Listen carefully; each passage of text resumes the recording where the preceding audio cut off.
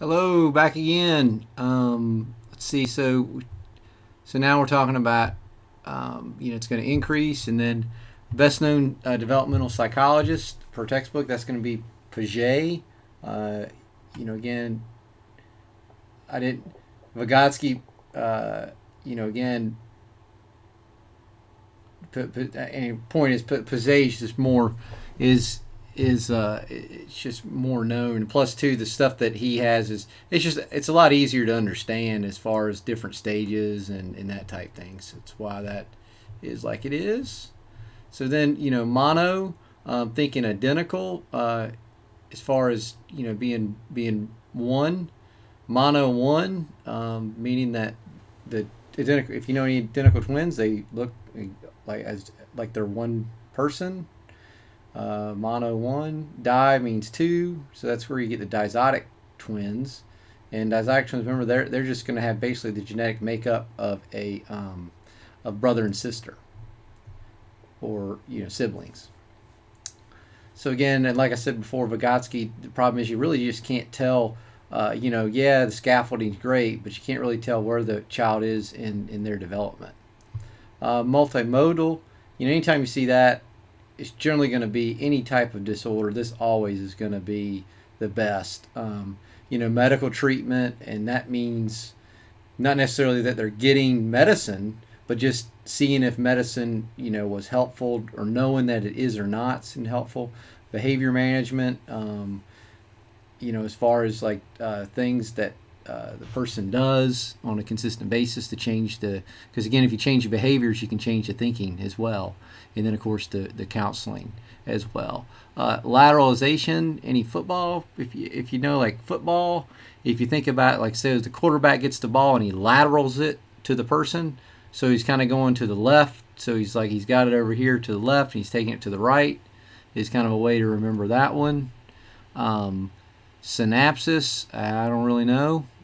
Just synapses, tiny gaps. I don't really have any way to remember that one. This. If you see something weird like subsystems, et cetera, et cetera, et cetera. Again, did Piaget have a subsystem? Do you remember one? I don't do. Freud, pretty much. Again, most of your psychology professors, unless they really like Freud, are going to kind of stay away from it. Generally, Freud stuff's a bit older, and I guess the professors are trying to show value as far as using more current things. But anyway, so anytime it's Freud, you probably want to avoid that one, unless he did come up with stages that Erickson has the stages. He did do that, so give him that kind of credit.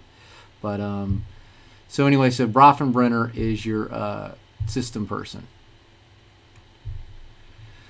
Again, here's that object permanence. That's where it gets back to Piaget, one of his terms. And then here's this operant instrumental conditioning, instrumental conditioning. Think about trying to get people to operate differently is a way to think about that one, because again, you can see. She's trying to get the person to make a behavior, right? So you might want to say that, the sticker was instrumental in getting the person to do the behavior. Or, sometimes I think about if a person likes music, or like me trying to, learning to play the violin again, gosh, if you gave me a new instrument, heck, I'm going to, that's going to be a big deal for me as far as changing what I'm supposed to be, the behavior you want me to do. So valid and reliability. So validity, that's whether it's going to measure what it's supposed to measure. So if something does what it's supposed to do, that's going to be, valid. And what it's really doing is like it's kind of considering like, if you're trying to, it's the call. So is it valid? And then you've got reliability. That is where.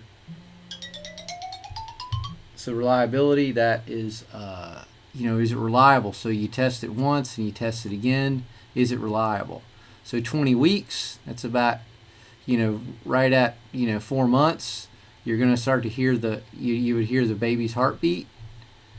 And then depth perception, think of, Gladstone is going to be the depth perception guy, because think he was the one where he had the babies would kind of they're like on a crib, and then they have a glass thing.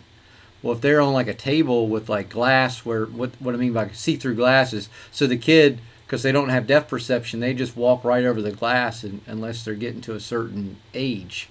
And so that's depth perception. So Gladstone's pretty glad that he didn't let those kids fall off that thing, because he didn't have depth perception. So I hope that helps with part 2 of that one.